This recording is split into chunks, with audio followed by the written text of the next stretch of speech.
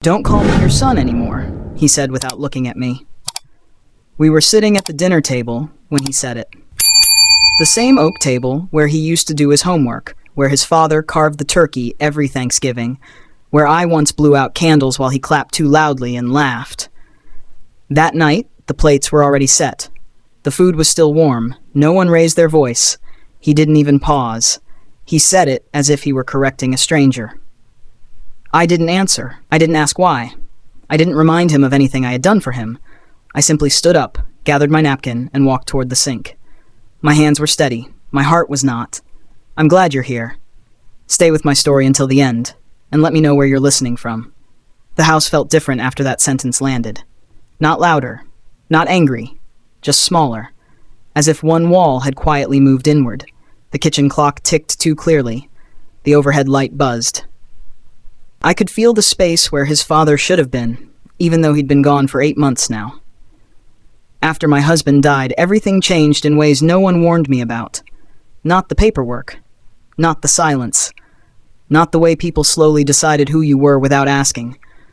I stayed in the same house, I kept the same routines, but the way my son looked at me had shifted, like he was already elsewhere.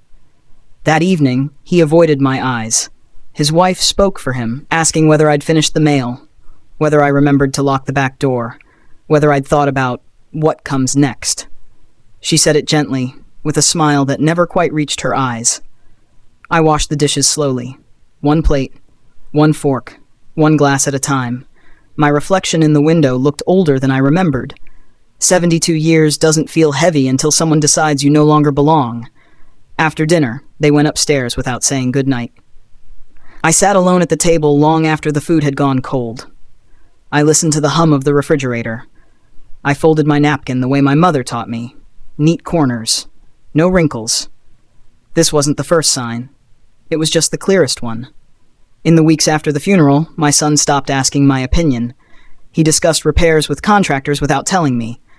My favorite chair was moved to the corner to make more space. A lock appeared on the filing cabinet where my husband used to keep our documents. When I asked about it, my daughter-in-law said it was for everyone's peace of mind. I told myself I was imagining things. Grief can do that. Age can do that. Or so people like to say. But when your own child tells you not to call him your son, something settles inside you. Not anger, not hatred. Something colder. Something clearer. That night, I didn't cry. I went to bed early and lay awake, staring at the ceiling fan as it turned in slow, even circles. I thought about the boy who once held my hand too tightly crossing the street. I thought about the man who had just erased me with one sentence. By morning, I knew one thing for certain. I would not argue. I would not beg. And I would not disappear quietly. They thought the sentence ended me. They were wrong. The next morning, nothing looked different. The sun still came through the kitchen window at the same angle. The coffee maker still clicked and hummed the way it always had. My son left early for work without a word. His wife reminded me about a doctor's appointment I never scheduled. Then the front door closed. I stood alone in the kitchen, holding my mug, listening to the quiet settle back in. I didn't confront anyone. I didn't replay the sentence out loud. I treated it the way you treat bad weather, by watching carefully and preparing. That day, I opened the filing cabinet in the hall, the one that used to stay unlocked. It was locked now. I didn't force it. I didn't mention it. I simply walked into the garage and opened the small metal box my husband had installed years ago, back when he still believed in backups. Inside were copies, deeds, bank statements, old insurance papers, things most people don't think about until it's too late. I sat at the workbench and went through them one by one. The house was still in my name, fully. My husband had insisted on it after his first heart scare. The savings account they'd been using for house expenses was a joint account, but not the one tied to the mortgage. That one was mine alone. Always had been. I closed the box and put everything back exactly the way it was. For the rest of the week, I became very quiet, not withdrawn, just observant. I noticed how often my daughter-in-law checked her phone when I entered the room. I noticed the way my son spoke about plans that didn't include me, using words like eventually and long term. One evening I overheard them talking upstairs. They didn't know I was home. My name came up. Then the word facility. Then silence. I turned off the light in the hallway and went back to my room. The next morning, I took the bus downtown.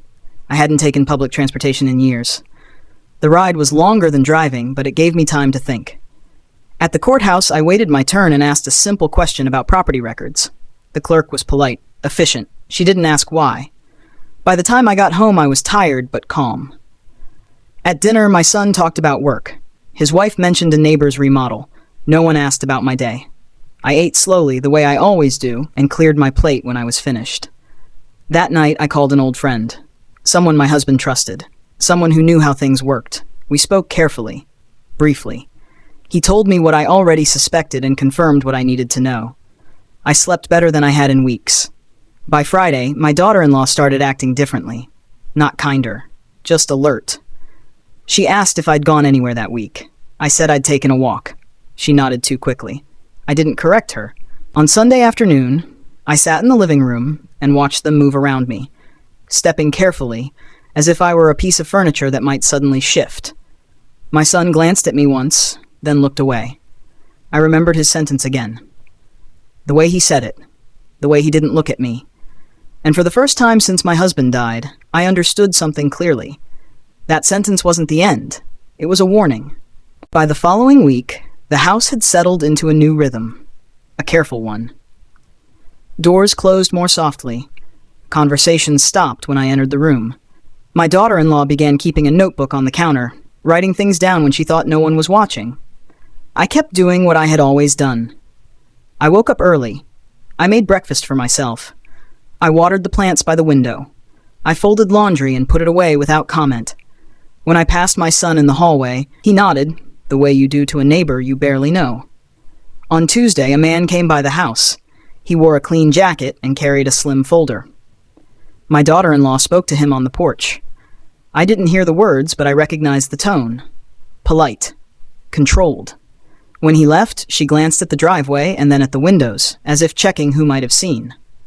That afternoon, I went to the bedroom closet and took down an old suitcase, the one I used before I got married. I didn't pack it. I wiped it down and put it back, slowly, carefully, where it could be seen. At dinner, my son watched me longer than usual. He didn't ask anything.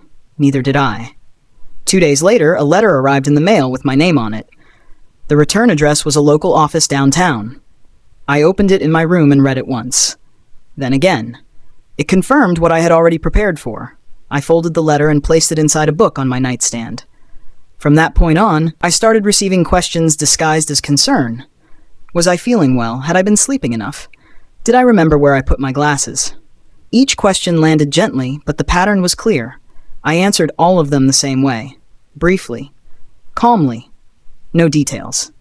On Thursday evening, my daughter-in-law suggested we sit down and talk through some options.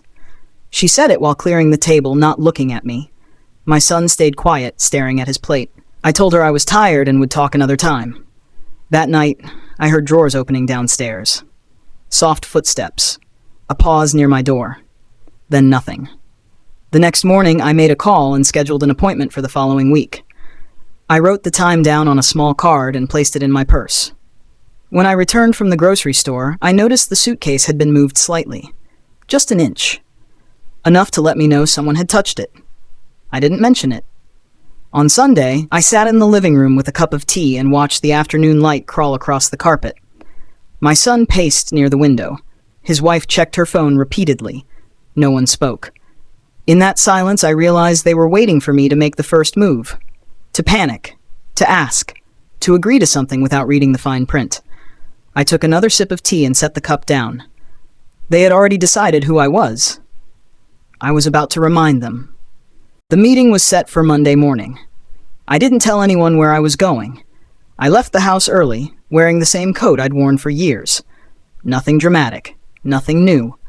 The bus ride was quiet, filled with people staring at their phones, each of us carrying something we weren't sharing. When I returned that afternoon, my daughter-in-law was waiting in the kitchen. She asked if I'd had a nice walk. I said yes and set my purse on the chair. Inside it, the card with the appointment time stayed exactly where I'd placed it. That evening, she cooked a larger dinner than usual. Extra sides, dessert already plated. She spoke more than she had in days, asking my son about his work, laughing a little too quickly. He watched her, then glanced at me, then looked away again. After dinner, she finally said it. She thought it might be a good idea to talk about the future. She said it gently, as if offering tea. She mentioned support, safety, peace of mind. My son nodded once, still not meeting my eyes. I listened without interrupting. When she finished, I folded my napkin and stood up. I told them we could talk later. That night, I slept soundly. The next morning, I opened the hall closet and removed a single document from a folder near the back. I placed it inside an envelope and wrote my name on the front. I didn't seal it. I didn't hide it. I left it on the small table by the stairs. When I returned from the library, the envelope was gone. No one said a word. The house felt tighter after that. Conversations dropped to whispers.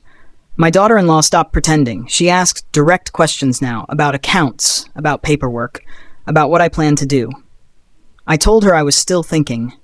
On Wednesday, a second letter arrived. This one wasn't addressed to me. It was addressed to both of them. I saw it before they did. I didn't open it. I placed it back in the mailbox. That evening, my son finally spoke to me. He asked if we could talk alone. We sat at the same table where he'd said those words weeks earlier. He looked tired, older, like someone who had made a choice and wasn't sure how to live with it. He said things were complicated. He said everyone was under pressure. He said he hoped I understood. I told him I understood perfectly. I didn't raise my voice. I didn't remind him of anything. I simply told him I had handled my affairs and that no decisions would be made without my consent. He nodded slowly. On Friday, my daughter-in-law stopped rearranging the house. The notebook disappeared from the counter. The suitcase stayed where it was. No one mentioned facilities or options again. That night, I sat alone in my room and reread the letter I'd received earlier that week. I folded it carefully and placed it back inside the book on my nightstand. They thought silence meant weakness. They were starting to learn the difference. By the weekend, the house had settled into a careful quiet. No one slammed doors anymore. No one spoke too loudly. It was the kind of peace that came from knowing lines had been crossed and could not be uncrossed. On Saturday morning, I made my own breakfast. I didn't ask if anyone wanted coffee. I didn't wait to be offered help. I moved slowly, deliberately, the way I always had. The kettle whistled. The toast browned. Life continued at its usual pace. My son watched me from the doorway. He looked like he wanted to say something, then changed his mind. That hesitation told me everything I needed to know. Later that day, I walked to the park down the street. The benches were full of people my age. Some sat alone. Some talked quietly. Some stared in the distance, thinking about things no one else could see. I sat among them and felt, for the first time in weeks, completely steady. When I returned home, there was a message on the answering machine. My name was spoken clearly, respectfully. The tone was professional, calm, assured. I didn't play it out loud. I erased it and wrote the number down on a small piece of paper instead. That evening, my daughter-in-law asked if I had plans for the coming months. She said it casually, but her hands were tight around her glass. I told her I had already made arrangements. That was all.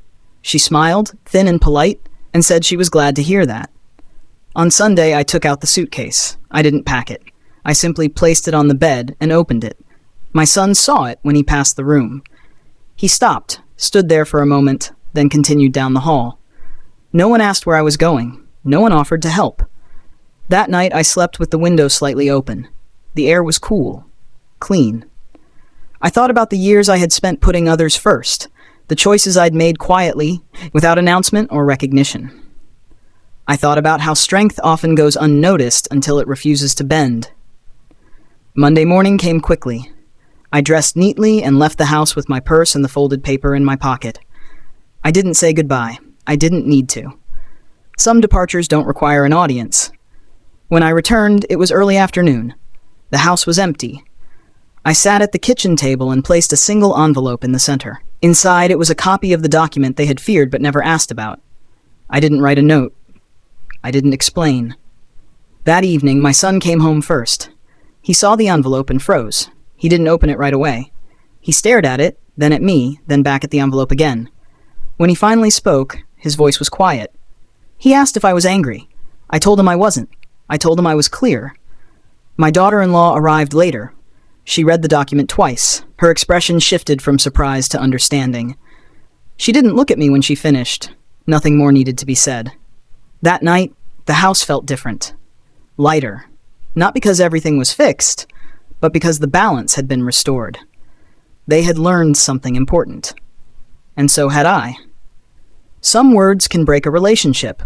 Others can rebuild the boundaries that keep a person whole.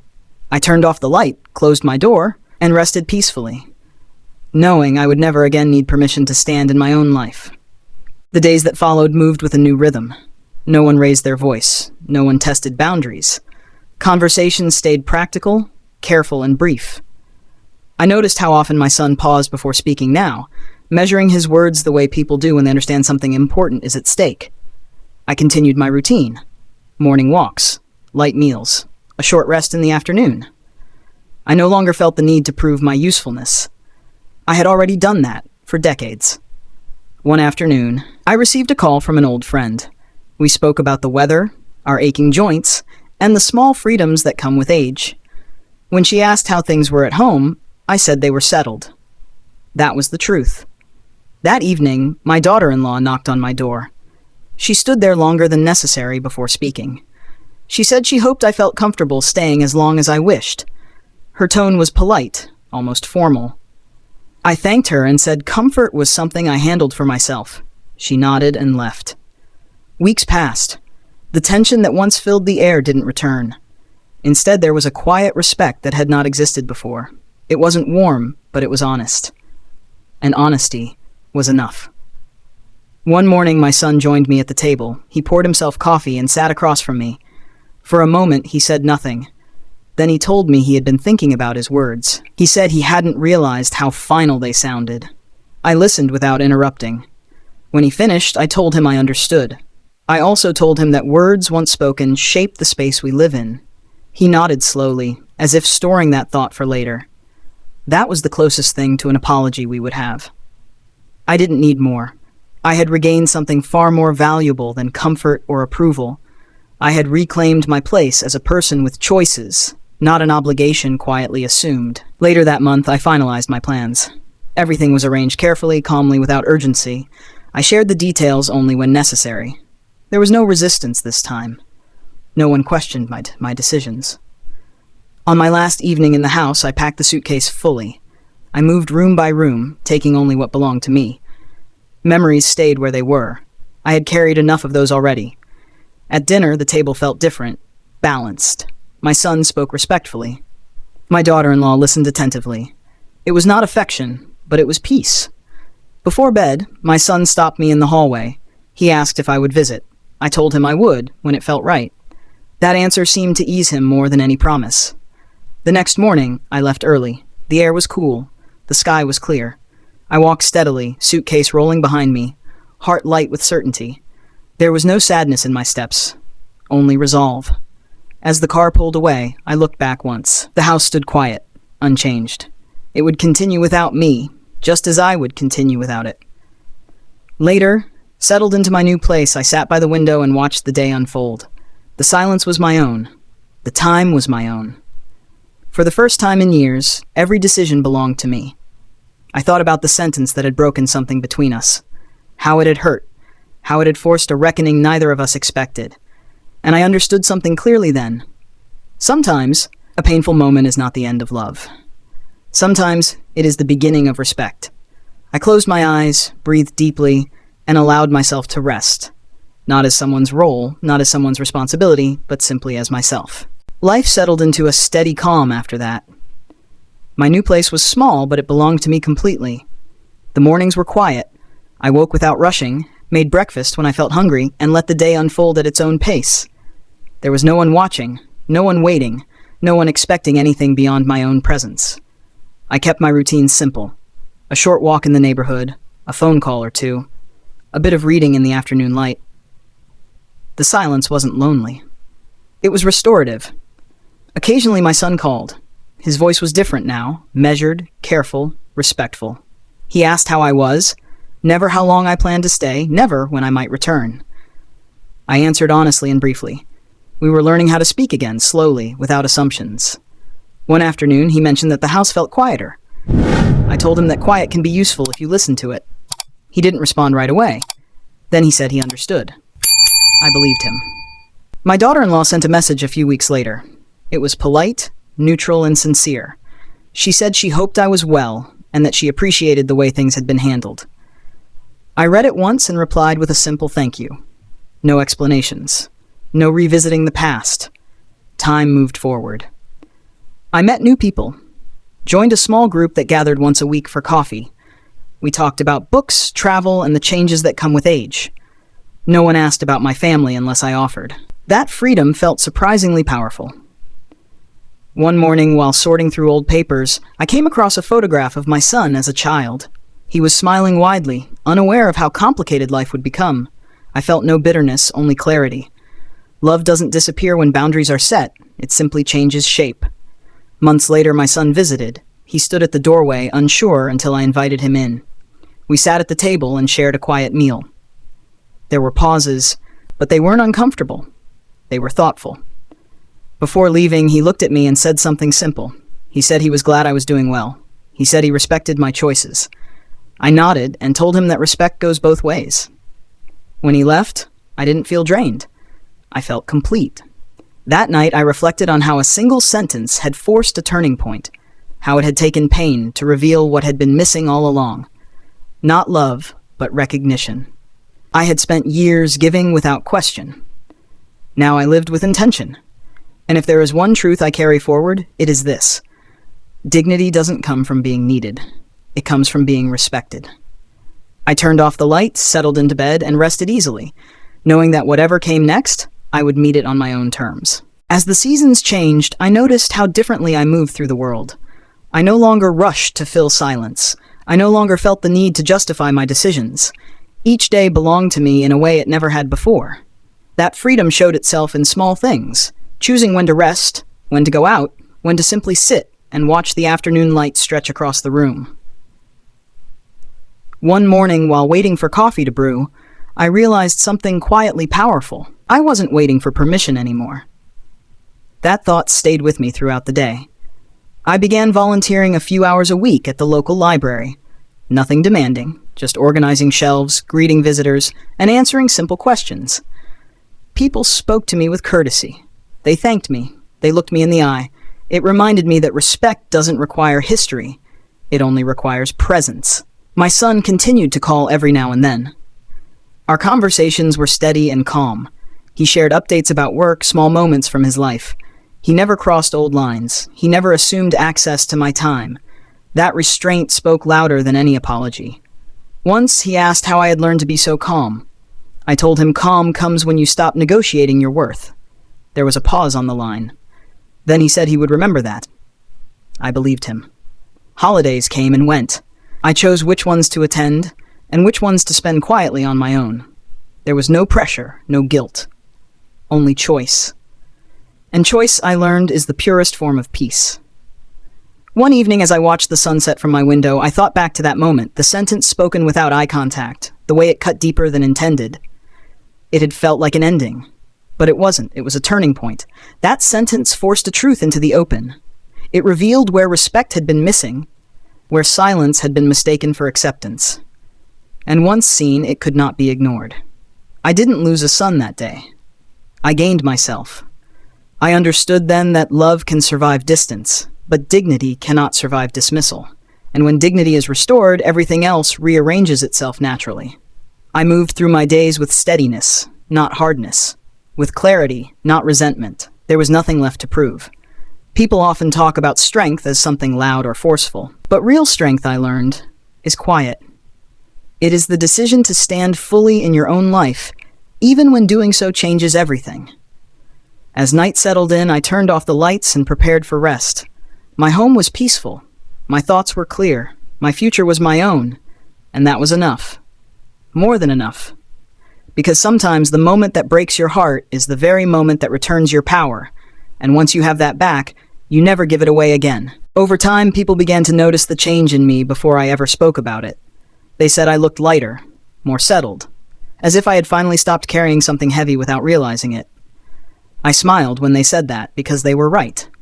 I had put something down, something I was never meant to hold forever. My days were full in a quiet way. I cooked meals I enjoyed.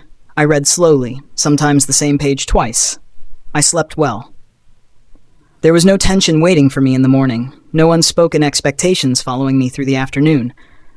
One afternoon, while sitting near the window, I thought about how often women my age are told to endure, to adapt, to stay silent for the sake of harmony. I had done all of that, for years, and it had cost me more than I realized. Not anymore. I wasn't angry about the past. I wasn't replaying old conversations. I had learned that peace doesn't come from rewriting what happened. It comes from choosing what happens next. My son visited again a few months later. This time there was ease in his steps. He looked around my place and said it suited me. I told him it did. We talked about ordinary things. Weather, food, a movie he had seen. Nothing heavy, nothing unresolved. Before he left, he paused and said something quietly. He said he was proud of me. I didn't respond right away. Then I told him that being proud wasn't necessary. Understanding was enough. He nodded. After he left, I sat with that moment for a while. Not because it changed anything, but because it confirmed something I already knew. Respect doesn't arrive all at once. Sometimes it comes slowly, after distance creates clarity. As the year moved forward, I became more selective with my energy. I said yes only when I meant it. I said no without apology. And each time I did, I felt more grounded, more at ease. I no longer feared being misunderstood. I understood myself. There is a quiet confidence that comes with age, when you stop trying to earn your place and start honoring it instead. I carried that confidence with me wherever I went. It showed in the way I walked, the way I spoke, the way I listened. I didn't need validation. I had alignment. And alignment brings peace that no approval ever could. In the evenings, as the day wound down, I often reflected on how much can change from a single moment of clarity. How one sentence, spoken without thought, can expose everything that has been left unsaid. That sentence didn't destroy my life. It refined it. It forced me to choose myself. And once you do that, even quietly, the world responds differently. People respond differently. You respond differently. I turned off the light, rested my hands at my side, and breathed easily. Tomorrow would come, and whatever it brought, I would meet it steady, self-respecting, and fully present in my own life. By then, I no longer measured time by days or weeks. I measured it by how I felt when I woke up. There was no heaviness in my chest, no quiet dread waiting for me before my feet touched the floor. I greeted each morning with calm acceptance, knowing I belonged fully to myself. That sense of ownership changed everything. I noticed how differently people responded to me now. Not because I demanded anything, but because I no longer invited dismissal. When you stop shrinking, the world adjusts. I didn't speak louder, I didn't argue more. I simply stood where I was, firmly and without apology. One afternoon, while walking past a small park, I watched a group of older women sitting together on a bench. They were laughing softly, sharing stories, passing time without urgency. I realized then how often women are taught to disappear quietly as they age. I chose differently. I remained present. That choice rippled outward. Friends reached out more. Conversations deepened. Even silence felt fuller, more honest. My son continued to be part of my life, but on new terms, respectful ones. There was no tension in our exchanges now, only clarity. And clarity is a gift, even when it arrives late. I didn't revisit the past with him. There was no need. We both understood where the lines stood. And lines once drawn calmly do not require constant defense. What surprised me most was how little I missed the version of myself who endured quietly. I had thought endurance was strength. I was wrong. Strength was knowing when to step back and choose yourself. I had learned that love without respect becomes a burden, and respect without fear becomes freedom. That lesson stayed with me. As the year closed, I sat by the window one evening, watching the lights come on across the neighborhood. Each window held a different story. Different struggles, different choices. I felt no regret, only gratitude. Not for what I had lost, but for what I had finally claimed. I understood now that dignity is not granted by others. It is established within yourself and maintained by the boundaries you honor. And once you understand that, everything shifts. People listen differently. Relationships realign. and peace stops being something you chase, it becomes something you carry. That sentence my son once spoke without looking at me had changed the course of my life. Not because it broke me, but because it woke me. It forced me to ask a simple question. Who am I if I stop accepting less than I deserve? The answer was clear. I am whole, I am steady, I am enough. And from that place I move forward, not quietly, not loudly, but confidently. On my own terms. In the months that followed, nothing dramatic happened. And that, I learned, was the greatest gift of all. There were no confrontations, no emotional speeches, no sudden reversals. Life continued quietly, steadily, exactly the way it should when things are finally in balance. I filled my days with what mattered. I kept my body moving. I kept my mind engaged. I allowed myself rest without guilt. For the first time in a long while, my energy belonged to me, and I chose carefully how to spend it. Sometimes people mistake peace for emptiness. It is not. Peace is fullness without noise. I received occasional invitations from family, from friends. I accepted some and declined others. Each decision was made without pressure, without explanation. And every time I honored my own limits, my confidence grew stronger. My son remained present in my life, but not consuming it. Our conversations were respectful and measured. He never assumed. He never demanded. That change told me everything I needed to know. One evening, he called just to check in. No request. No agenda. Just a simple question about how my day had been. I told him the truth. It had been calm and pleasant. He said he was glad to hear that. So was I. I no longer worried about being misunderstood. I no longer feared being seen as difficult or distant. Those labels lose their power when you stop living to avoid them. What I understood now was simple. When you teach people how to treat you, consistency matters more than explanation. And I had been consistent. As time passed, I became more comfortable with who I was becoming. A woman who spoke when necessary, who stayed silent when silence served her better, who chose peace over performance. There was strength in that restraint. I thought back to the version of myself who once absorbed discomfort quietly, believing it was part of love. I felt compassion for her, but I did not miss her. She did the best she could with what she knew. Now, I knew better. One afternoon, while organizing my bookshelf, I paused and looked around my home. Everything in it was intentional. Nothing extra. Nothing imposed. It reflected the life I was living now, clear, steady, uncluttered. I smiled at that realization, because environments change when priorities do. As the evening settled in, I brewed a cup of tea and sat by the window. The sky darkened slowly, without drama. I felt grounded, present, complete. There was no sense of loss, only growth.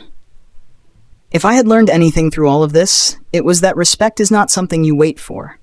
It is something you establish by the way you carry yourself, by the standards you refuse to abandon. And once those standards are clear, the right people adjust. The rest fade quietly into the background. I turned off the light and prepared for rest, grateful not for comfort, but for clarity. Because clarity changes everything, and once you have it, you don't let it go. Looking back now, I can see the full shape of it. Not just the moment that hurt, but everything that followed. The quiet decisions, the steady resolve, the way life slowly realigned once I stopped accepting less than I deserved. That sentence, spoken without eye contact, without softness, was never really about rejection. It was a signal that something had to change. And it did. I didn't rebuild my life with anger. I rebuilt it with intention, with calm, with a clarity that only comes when you finally listen to yourself. My son and I still speak. There is distance, yes, but it is healthy distance. The kind that allows respect to exist where obligation once lived. We don't pretend nothing happened. We simply move forward differently. That is enough. I no longer measure love by sacrifice. I measure it by mutual regard, by how safe it feels to be fully yourself in someone's presence. And in my own presence, I feel safe. That may be the greatest gift of all. I think often about women my age who are still enduring quietly, believing that discomfort is the price of belonging. I want them to know this. You don't have to disappear to keep the peace. You don't have to shrink to stay loved. Your worth does not decrease because someone fails to recognize it. It never did. The power I reclaimed wasn't loud. It wasn't dramatic. It was steady, grounded, unshakable. It showed up in the way I walk through my days now, with ease, with dignity, with no apology for taking up space. And that space, it is mine. When I turn out the lights at night, there is no regret waiting for me. No unspoken resentment. Only a quiet satisfaction that I honored myself when it mattered most. That I chose clarity over comfort. That I chose respect over familiarity. That I chose myself. The sentence that once felt like an ending turned out to be a beginning. Not of separation, but of self-respect. And that kind of beginning stays with you forever. I close my eyes, breathe deeply, and rest, knowing the life I live now is honest, balanced, and whole. This is where the story ends, not with loss, but with peace.